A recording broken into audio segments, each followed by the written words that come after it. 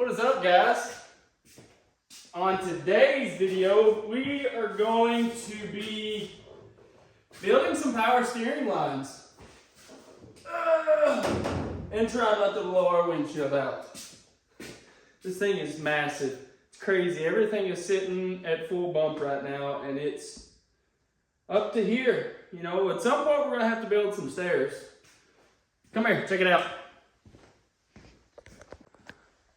All right, so on today's video, it's gonna be mainly building your own power steering lines. So I did a lot of this work, a long time ago, you know, over time.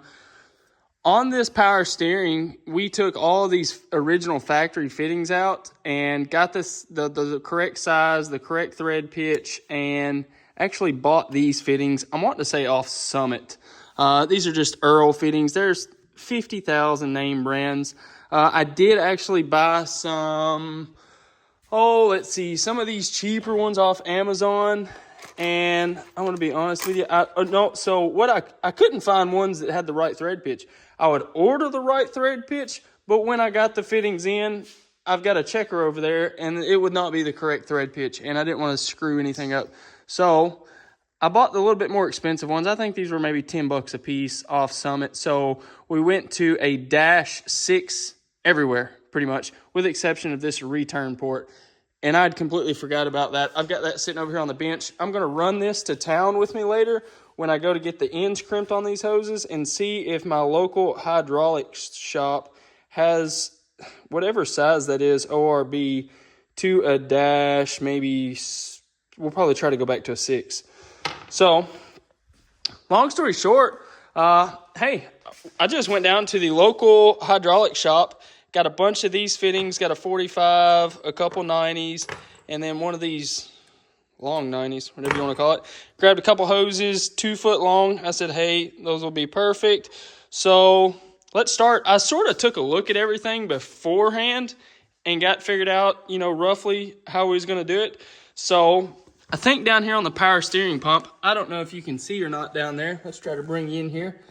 There is a main pressure port right here. It's in behind this return line, so you're gonna have to bear with me. But so I did the same thing on this power steering pump as well. I took the fitting out, got the right sizes, the thread pitch, all that jazz, and I ordered a fitting to go from this to a -6. So everything is -6 on here. So we're gonna put that fitting in here.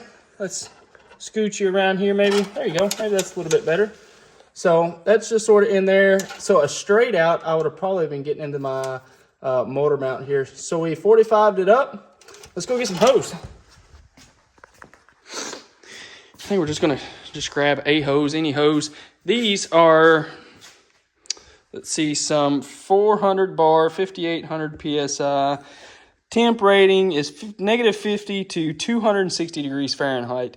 So, which brings me to the next thing. I haven't even thought about it until today, but I'm going to need some sort of power steering fluid cooler because we got power steering fluid going from our Hydro Boost all the way up to our RAM, to our orbital valves. There's a lot of fluid flow.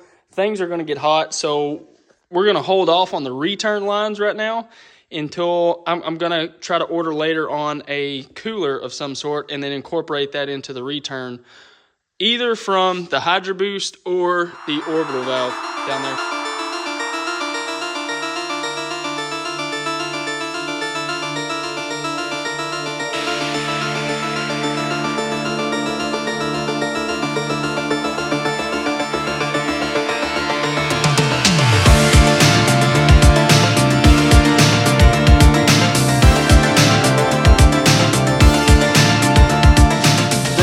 Want to do is make sure they're all the way pushed in on every fitting. Make sure all your fittings are at least snug, and then make sure your lines are clearing of everything and or relaxed. You don't want really anything in a bind unless you know it's in a bind. So for instance, like this line right here, it's running pretty nice. I sort of like it. It runs back here behind the fuel pump and then down into the pressure port of the actual pump. So it's not in any bind or sort of twisted or anything. So I'm pretty good with that. I can actually, what I do is take a paint marker and I'll mark a line right here and then on the hose on the top and bottom. And then that way, whenever I get back to the hydraulic shop, they know exactly the orientation of these fittings.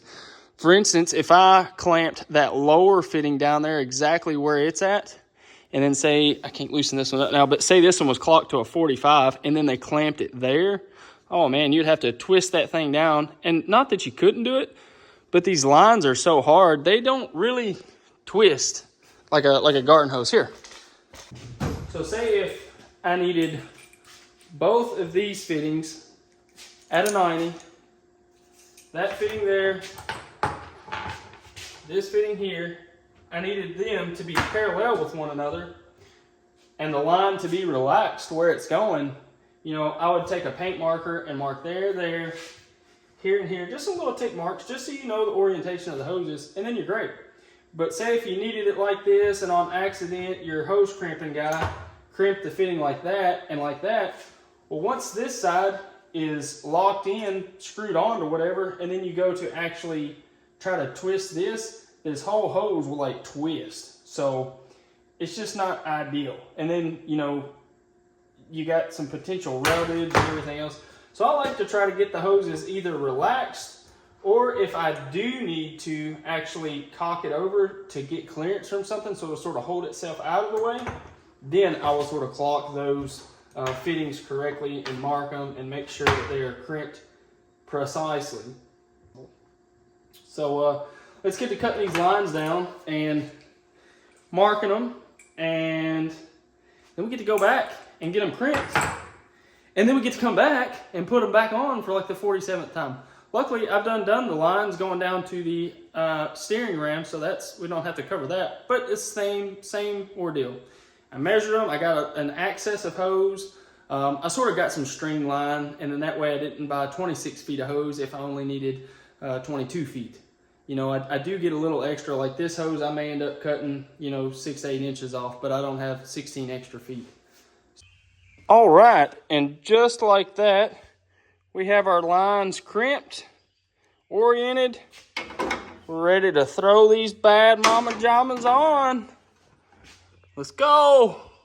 All right, guys, so it's like 2 days later. This is Friday night, roughly midnight. I was editing this video, and I can't seem to find it. I had some more time-lapse footage, I know, of actually installing these lines, but hey, it was time-lapse of installing hoses. Wasn't that exciting? We just took our hoses that we had made up and our ends crimped on and installed them. Pretty much it.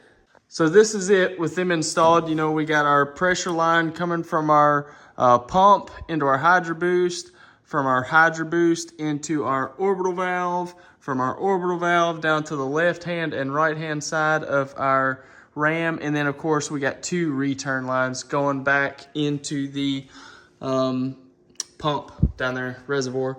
So again, that's pretty much it. We've done a little bit more work to it since the lines. Like I said, this is Friday night.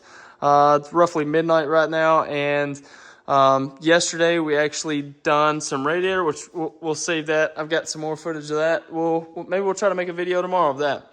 So yeah. Here we go with the top and everything. Like I said, we still got a ton of work to do on the inside. We're getting so close though. Hang around if you like this thing.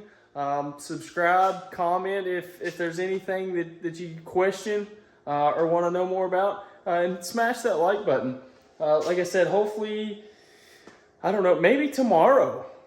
Maybe we'll get some footage of it at least driving. Obviously, it's sitting on bump stop, so it's going to be like riding a skid steer across a rock.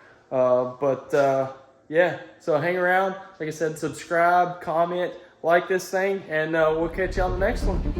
Peace.